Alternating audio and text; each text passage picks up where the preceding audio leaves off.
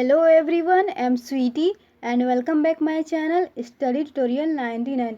आज के इस वीडियो में मैं लेकर आई हूँ सामान्य विज्ञान यानी जनरल साइंस से रिलेटेड इम्पोर्टेंट क्वेश्चन। आपके आने वाले सभी एग्जाम के लिए काफ़ी इम्पोर्टेंट है, इसलिए आप इस वीडियो को लास्ट तक देखिए और आप लोग अपने फ्रेंड्स को भी शेयर कीजिए ताकि उन्हें भी हेल्प होगा। और अगर आप लोग मेरे चैनल पर नए हैं तो प्लीज़ सब्सक्राइब करें और बेल आइकन प्रेस करें ताकि मैं जो भी वीडियोज़ अपलोड करूँगी उसकी नोटिफिकेशन आपको टाइम पर मिलती रहे। ओके, तो चलिए स्टार्ट करते हैं। हमारा फर्स्ट क्वेश्चन है RH फैक्टर। RH फैक्टर संबंधित है रक्त से। RH फैक्टर एक प्रोटीन है जो मनुष्य के ब्लड की सतह पर पाया जाता है, जिसे RH फैक्टर कहते हैं। और RH फैक्टर का आधार रीसस नामक बंदर है। ठीक है, नेक्स्ट, RH फैक्टर के खोजकर्ता कौन है? RH फैक्टर के खोजकर्ता लैंड स्टीनर एवं वीनर है और लैंड स्टीनर ऑस्ट्रिया के रहने वाले। नेक्स्ट, रक्तचाप यानी ब्लड प्रेशर। रक्तचाप नियंत्रित होता है एड्रिनल ग्रंथि से। रक्तचाप यानी ब्लड प्रेशर को नियंत्रित करने वाला ग्रंथि को क्या कहते हैं? एड्रिनल ग्रंथि कहते हैं। ठीक है, और एड्रिनल ग्रंथि को हिंदी में अधिवृक्क ग्रंथि कहते हैं। यह ग्रंथि अंतःस्रावी ग्रंथि है और यह ग्रंथि वृक्क यानी किडनी के ऊपर स्थित रहती है और इसका मेन कार्य होता है तनाव की स्थिति में हार्मोन को निकालना। ठीक है, नेक्स्ट, रक्त को शुद्ध करता है वृक्क यानी किडनी। मानव शरीर में संपूर्ण रक्त का शुद्धिकरण वृक्क यानी किडनी करता है। ठीक है, नेक्स्ट, रक्त के शुद्धिकरण की प्रक्रिया है डायलिसिस। मानव शरीर में जो रक्त का शुद्धिकरण करने की प्रक्रिया होती है उसे क्या कहते हैं? उसे डायलिसिस कहते हैं। नेक्स्ट, मूत्र का निर्माण होता है, मूत्र यानी यूरिन का जो निर्माण होता है वह वृक्क यानी कि किडनी में होता है। ठीक है, नेक्स्ट, वृक्क किडनी का भार कितना होता है? किडनी का भार 150 ग्राम होता है। ठीक है, नेक्स्ट, मानव गुर्दे यानी किडनी या फिर वृक्क, इसमें बनने वाली जो पथरी होती है वह किसकी होती है? वो कैल्शियम ऑक्जेलेट की होती है। ठीक है, मानव गुर्दे वृक्क यानी कि किडनी में जो बनने वाली पथरी होती है वह कैल्शियम ऑक्जेलेट की बनी होती है। नेक्स्ट, रक्त का पीएच मान होता है 7.4। रक्त का पीएच मान कितना होता है? 7.4 होता है और रक्त क्षारीय होता है। नेक्स्ट, रक्त दाब मापने वाला यंत्र स्फिग्नोमैनोमीटर है। रक्त दाब यानी ब्लड प्रेशर मापने वाला जो यंत्र है वह स्फिग्नोमैनोमीटर है। ठीक है,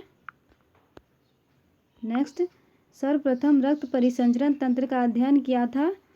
सबसे पहले रक्त परिसंचरण तंत्र यानी ब्लड सर्कुलेशन सिस्टम, इसका अध्ययन सबसे पहले किसने किया था? तो विलियम हार्वे ने किया था। और कब किया था? 1628 में किया था।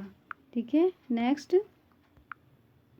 शरीर से हृदय की ओर रक्त ले जाने वाली रक्त वाहिनी क्या कहलाती है? सीरा, वेन कहलाती है। नेक्स्ट, और अब हृदय से शरीर की ओर रक्त ले जाने वाली रक्त वाहिनी क्या कहलाती है? धमनी, आर्टरीज। नेक्स्ट, हृदय की धड़कन का नियंत्रक है पेसमेकर। हृदय की धड़कन का नियंत्रक क्या है? पेसमेकर है। हृदय की जो धड़कन होती है उसका नियंत्रक पेसमेकर होता है। ठीक है, नेक्स्ट, शरीर में ऑक्सीजन का परिवहन किसके द्वारा होता है? रक्त के द्वारा होता है। शरीर में ऑक्सीजन का परिवहन रक्त के द्वारा होता है। ठीक है, नेक्स्ट, पित्त यानी कि बाइल जो होता है वह पीले हरे रंग का होता है। ठीक है, और यह क्षारीय द्रव होता है। नेक्स्ट,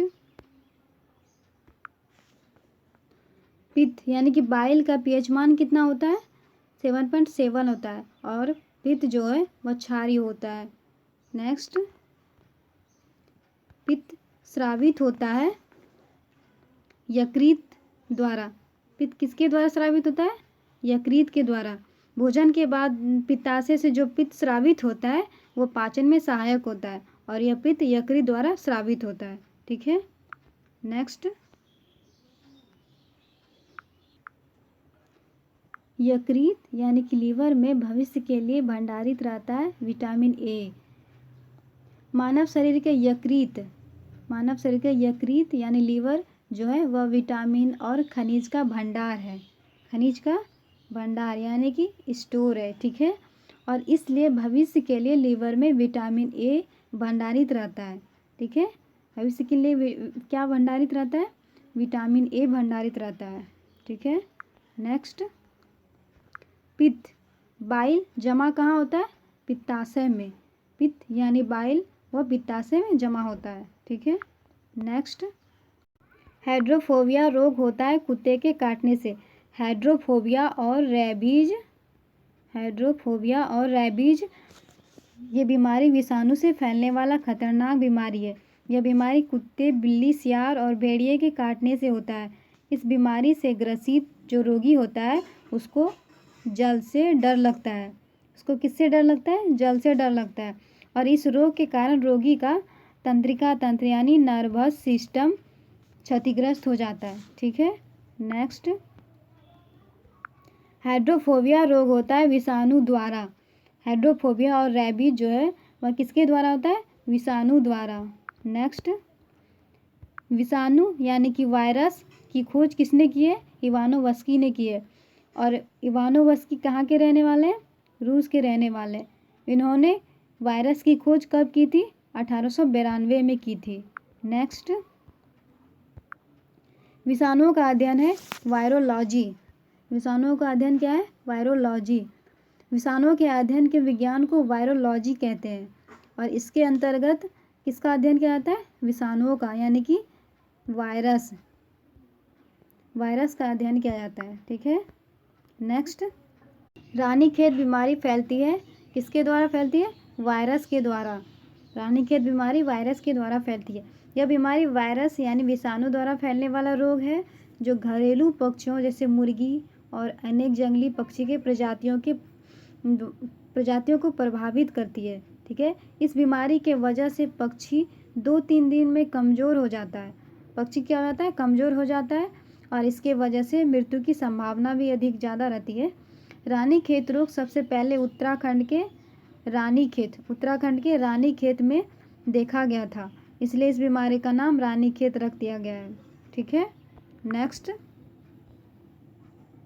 जंतुओं में होने वाली फुट एंड माउथ, इसको हिंदी में कहते हैं मुंह पका खुर पका।